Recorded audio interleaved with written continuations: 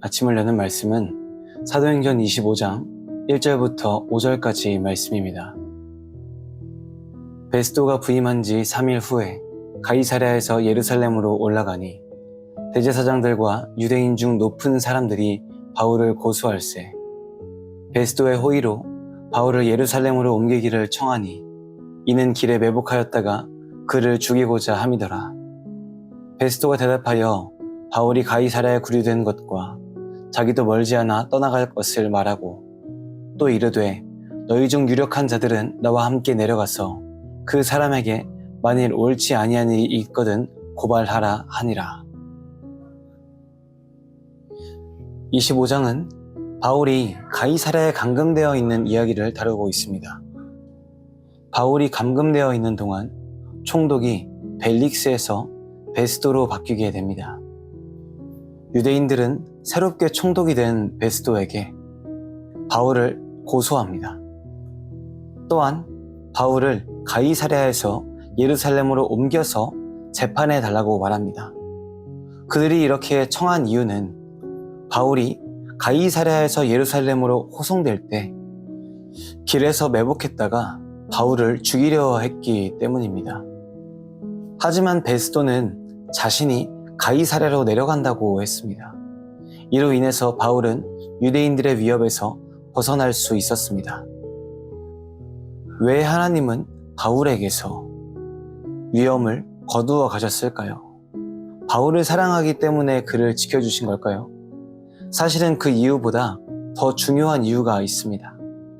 사도행전 23장 11절을 보시면 예수님께서 바울에게 이렇게 말씀하십니다. 그날 밤에 주께서 바울 곁에 서서 이르시되 담대하라. 내가 예루살렘에서 나의 일을 증언한 것 같이 로마에서도 증언하여야 하리라 하시니라. 바울이 유대인들의 위협으로부터 생명을 건진 이유는 아직 바울이 할 일이 남았기 때문입니다.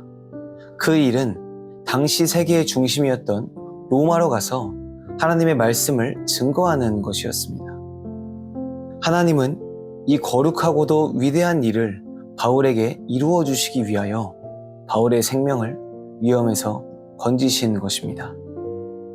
바울도 이를 알았습니다. 그렇기 때문에 사도행전 25장 11절에서 내가 가이사 곧 로마 황제에게 재판받기를 원한다 라고 말합니다. 사랑하는 성도 여러분, 바울의 인생의 목적은 뚜렷했습니다. 세상에 하나님의 말씀을 전하는 것이었습니다. 바울은 하나님께서 자신을 그 자리로 이끄신다고 믿었습니다. 또한 인생의 모든 일들이 사명의 자리로 나아가기 위한 징검다리라고 믿었습니다. 삶의 고난도 연단의 과정이라 여기고 삶의 기쁨도 인내와 절제의 과정이라 여기며 삶의 여러 사건들을 하나님이 주신 일련의 과정이라고 확신했던 것입니다. 그렇기 때문에 바울은 자신을 신문하려는 베스도 앞에서도 그리고 헤롯 아그리빠 왕과 그의 누이 버니게 앞에서도 의연하고 당당하게 하나님의 말씀을 전할 수 있었습니다. 자신이 지금 겪고 있는 모든 환난이 하나님의 영광을 드러내는 과정 중에 있음을 알았기 때문입니다. 우리도 바울의 믿음을 본받아야 합니다. 이러한 믿음을 가진 사람들은 자신의 삶의 사건들을 우연의 일치라고 여기지 않습니다. 모든 것을 하나님의 역사로 바라봅니다. 그렇기 때문에 고난 속에서도 기쁨 속에서도 흔들리지 않고 하나님께서 자기에게 맡기신 사명의 자리로 걸어갑니다.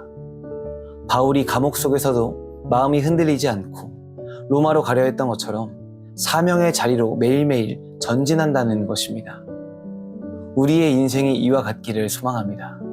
하나님께서 내게 맡기신 사명을 바로 알고 인생의 일들을 바라보는 눈이 바뀌기를 원합니다. 우리의 인생에도 사명이 있습니다. 바로 세상 가운데 하나님의 영광을 드러내는 것입니다. 하나님은 우리를 사명의 자리로 인도하시기 위해 고난을 주시기도 하고 기쁨을 주시기도 하십니다.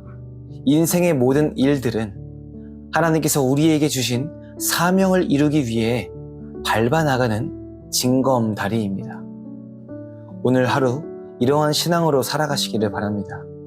삶의 크고 작은 일들 속에서 주님의 뜻을 발견하시고 주님께서 주신 일들을 밟고 나아가 마침내 각자에게 맡기신 사명을 완성하는 성도가 되시기를 바랍니다.